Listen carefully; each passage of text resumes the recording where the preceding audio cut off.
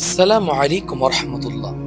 ভয়াবহ truck accident গণ্যদী stand থেকে একটু সামনে আগলজারা রোডে ঘটে গেছে মর্মান্তিক এক দুর্ঘটনা। এক মুহূর্তের অসতর্কতায় হারিয়ে গেল একটি জীবন, হাসি ভরা পরিবার হয়ে গেল কান্নায় ভরা। ভাই, মনে রাখবেন, সময় কখনোই জীবনের চেয়ে বড় নয়। কয়েক মিনিট আগে পৌঁছানোর জন্য যদি জীবনের ঝুঁকি নেন, তাহলে হয়তো আপনি পৌঁছাতে পারবেনই না। একটি দুর্ঘটনা শুধু একজনকে নয়, পুরো পরিবারকে ধ্বংস করে দেয়। একটি দুর্ঘটনা সন্তানকে করে এতিম, মাকে করে নিঃসন্তান, স্ত্রীকে ফেলে যায় বিধবা করে।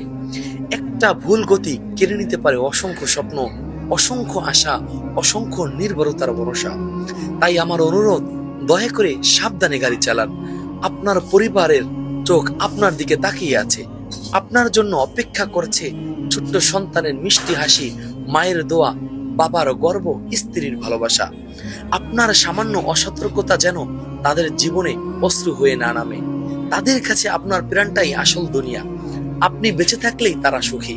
মনে রাখবেন, জীবন আল্লাহর অমূল্য দান, একবার চলে গেলে আর ফেরানো যায় না।